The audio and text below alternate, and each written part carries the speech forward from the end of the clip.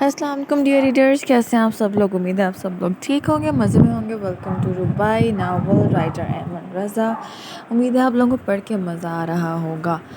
آج پوری ایپیسوڈ پہ تو میں وائس ٹیپ نہیں کر پاؤں گی، وجہ آپ لوگ جانتے ہیں، گھر گیسٹ آئے ہوئے ہیں، تو میں مین پارٹس پر ہی وائس اوور کروں گی۔ اس سے پہلے میں بتانا چاہوں گی اسفندیار اور وفا کا سین اور افق کا سین لکھتے ہوئے مجھے خود بہت ہی رونا آیا تھا۔ آپ لوگوں کو پتہ نہیں آیا تھا کہ نہیں آیا تھا، مگر یہ سین میرے دل کے بہت زیادہ کلوز ہے، جس سے صاف ظاہر ہوتا ہے کہ باپ اور بیٹی کا کیا رشتہ ہے۔ اگر آپ لوگ کا بھی اپنے فادر سے اسٹرانگ رشتہ ہے، اسی طرح لویبل بانڈ ہے، تو کمنٹس میں لازمی بتائیے گا، مجھے اچھا لگے گا۔ اور چینل لازمی سبسکرائب کر دیں جو نیو ہیں۔ Thank you.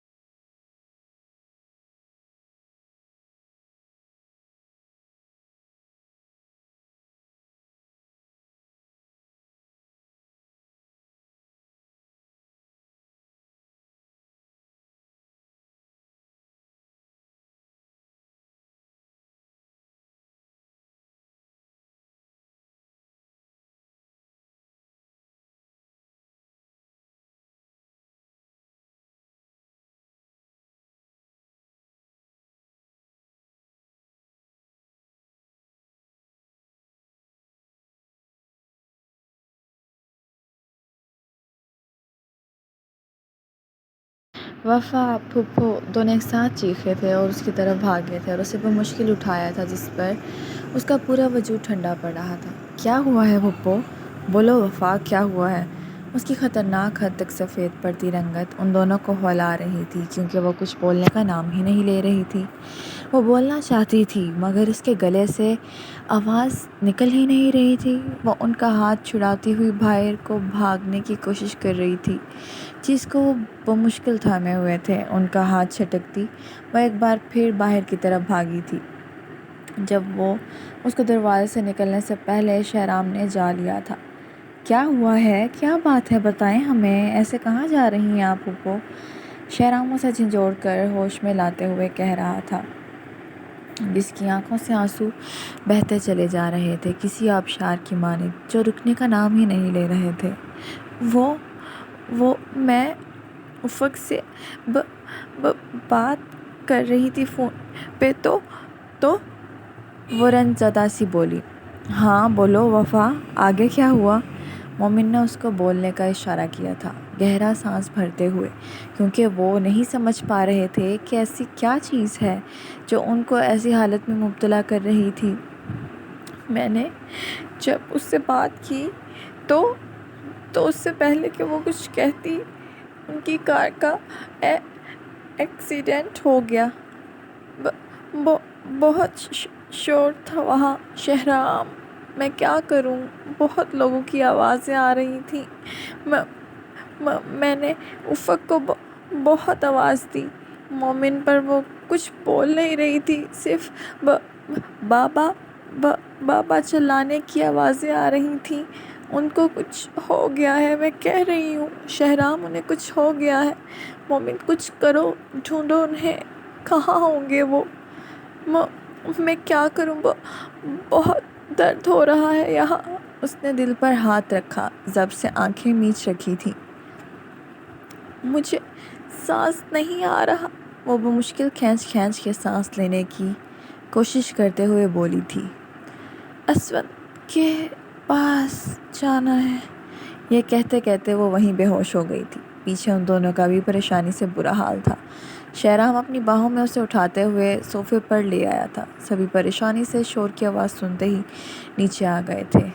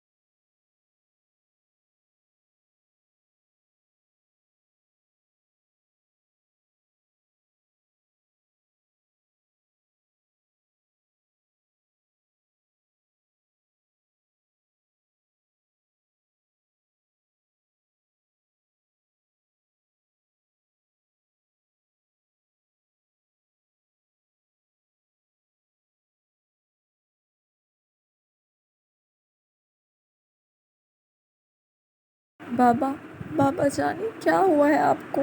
آپ آنکھیں کیوں نہیں کھول رہے؟ میں آپ کو بلا رہی ہوں، اٹھیں پلیز، مجھے ڈر لگ رہا ہے بہت۔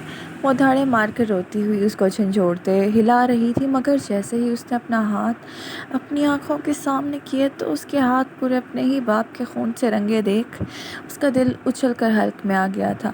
اپنے باپ، جس پر وہ کڑی دھوپ برداشت نہ کر سکتی تھی، آج یوں خون میں لپٹا پڑا تھا۔ افق کا دل کیا اس سے پہلے وہ خود مر جائے، وہ اپنے باپ کو اپنی آنکھوں کے سامنے مرتا ہوا نہیں دیکھ سکتی تھی۔ اس کی باڈی بھی آہستہ آہستہ بے جان ہوتی ہوئی محسوس ہو رہی تھی۔ اس نے فوراً سے اسفند کے ہاتھ کو تھاما، اس کا وجود بالکل ٹھنڈا پڑ رہا تھا، ہاتھوں میں کسی بھی جان کی رمق محسوس نہ ہو رہی تھی، جو افق کے پورے بدن کو کپکپانے پر مجبور کر رہی تھی۔ اس نے ہوش سنبھالتے ہوئے اطراف میں دیکھا۔ لوگ پریشانی سے ان کی اطراف میں کھڑے تھے، مگر کوئی بھی ان کی مدد کو آگے نہیں بڑھ رہا تھا۔ اس نے بمشکل اپنے اندر تمام ہمت جمع کرتے زور زور سے چیخنا چلانا شروع کیا تھا۔ کوئی ہے؟ پلیز کوئی تو مدد کرو میرے بابا کو ہاسپٹل لے کے جاؤ، کوئی ایمبولینس کو کال کرو، میرے بابا کو بچاؤ، کوئی تو مدد کرو میری پلیز۔ وہ سسکتے ہوئے وہاں کھڑے ہر ایک شخص کا دل دہلا گئی تھی۔ وہ اپنے باپ کے سینے پر سر رکھے ہوئے رو رہی تھی۔ اسے ڈر لگ رہا تھا کہ کہیں اس کا باپ اس کو اس بھری دنیا میں چھوڑ کر تنہا نہ کر جائے۔ ایسے لگ رہا تھا کہ کوئی اس کا دل چیر رہا ہے، جیسے کسی نے اس کے دل کو سینے سے نوچ کر نکال ڈالا ہو۔ وہ ایسی